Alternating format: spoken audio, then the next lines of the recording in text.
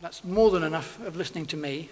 You really came here to listen to our guest speaker, so it's a great pleasure for me to be able to introduce you to her. Helen Grant is no stranger to the struggle many of our members face in their efforts to qualify as a lawyer. She was raised by a single mother, supported by both her grandmother and her great-grandmother, in a terraced house on a council estate in Carlisle. As the daughter of a Nigerian man, she was the only black child on the estate, and money was a constant struggle. Holidays, car, telephone, even television were luxuries they couldn't afford. But Helen clearly has a great capacity for overcoming obstacles. Besides her evident academic prowess, she's also an accomplished sportswoman. She was captain of the school tennis and hockey teams and represented Cumbria in hockey, tennis, athletics, and cross-country. And slightly terrifyingly, she was also an under-16 judo champion for the north of England and southern Scotland. In terms of law, she set up her own legal practice in 1996, specialising in legal aid family law. She was elected to Parliament in 2010 and served on the Justice Committee before being named as the Parliamentary Undersecretary for State for Justice, Women and Equalities and Minister for Victims in the Courts. We're very, very pleased to have you with us here today, Minister. Ladies and gentlemen, please would you welcome Helen Grant MP.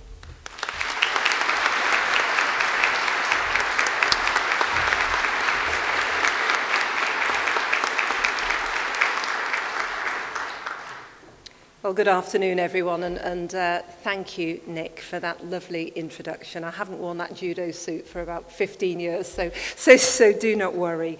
But I'm so happy to be with you. I love graduation ceremonies. I went to my mum's, I went to my own, and they always make me feel incredibly proud.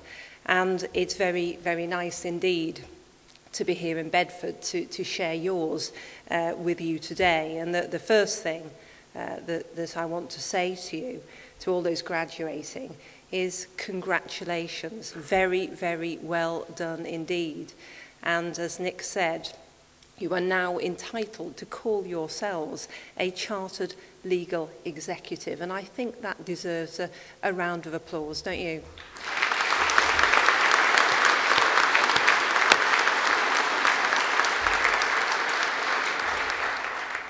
I also want to congratulate your friends and families, because I know that probably without their support and encouragement, you may not be sitting here today.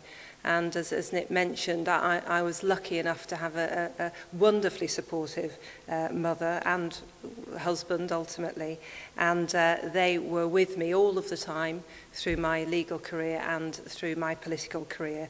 So it's absolutely right that your friends and your family should be here with you to celebrate, and celebrate you must and celebrate you should, because you are entering into a legal profession that is an absolutely wonderful career. And please take my word for it, but it can prepare you for almost anything that life throws at you. And as your president mentioned in introducing me, I was a family lawyer for 23 years prior to becoming an MP, and I became the senior partner in a legal aid family law practice in South London, a firm that I built with my husband Simon, who is also a lawyer. And my firm looked after around 15,000 clients in the South London, Surrey and West Kent area, many of them needy and vulnerable women and children. And I remain very, very proud of my staff, 2 of whom were chartered legal executives, and the work that they continue to do.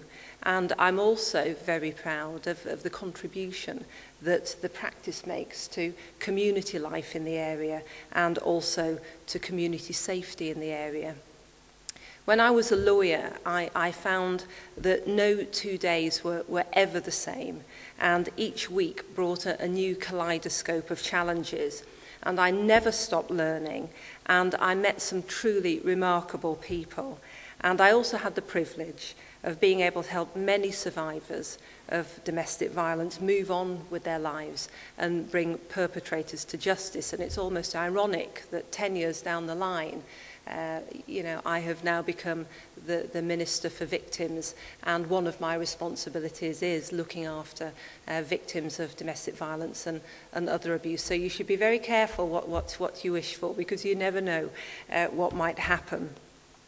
But I hope and believe that many of you will gain the same sense of fulfillment and satisfaction that I gained from my 23 years in the law. And I have to tell you as well that the skills too that you've picked up already and that you will continue to pick up are highly transferable, as I found when I moved from law to politics in 2004, 2005. I wanted to talk to you today about something that is relevant to you, that is something that is important to the profession, and something that is a core belief for the Chartered Institute of Legal Executives. And what I'm going to talk about today is the importance of equality and diversity. One of the greatest attributes of the British people is their belief in fairness. And it's that sense of fairness that means that whatever your starting position might be in life's marathon, it does not have to be your personal best for the rest of the race. And if you choose to move through the field, or even to get into the leading pack, then you should have the opportunity to do so. And that, for me, is what equality is all about. It's about an individual's ability to achieve and to progress and to reach their full potential, whoever they are and wherever they're from, if they choose to do so. And Nick mentioned a little bit about my upbringing, but I can tell you that my childhood could certainly be described as very working class. I grew up in a single-parent family, lived on a very deprived council estate in Carlisle for the earlier part of my childhood. And for a while, as he also mentioned, I was the only person in that far northern city with a darker skin. And it has to be said, it was the 60s and 70s, and I'm showing my age now, but it was. And there was some serious prejudice around me. And during those years, I had first-hand experience of lack of money, lack of opportunity, and I also witnessed the terrible waste that can come with aspirational poverty. But I also had a great mother and grandmother who instilled completely within me the importance of working very hard and aiming very high, and values such as self-empowerment, self-esteem, freedom, choice, fairness and justice. And I'm hoping that as a Member of Parliament and a Minister, and together with others, we can advocate and reinforce those values, because if we can do that, I think we will be able to help many other people to rise well beyond the circumstances of their birth. And if we can do that, society as a whole will prosper. Equality and diversity in the legal profession is a vital component for public confidence in the operation of the rule of law, and that in a changing Britain, the profession has to continue to represent and reflect our country and our society. And this is why it's absolutely crucial that we do all we can to encourage a diverse, independent, effective legal profession and judiciary that reflects society and attracting talent regardless of background. The Chartered Institute completely understands this and has made great progress through adopting an amazingly uniquely flexible approach to entry into the law. And results are very encouraging, with 74% of CILEx members being women and 24% of members being from black and minority ethnic backgrounds. Many of you sitting in this hall today will become tomorrow's heads of department, managing partners, and hopefully judges too. And in addition to that, you will also become very influential in the profession as tutors, mentors, and role models. And I hope I don't embarrass him, but I have to say, just like your president, Nick Hanning, who is an amazing role model and has done incredible work.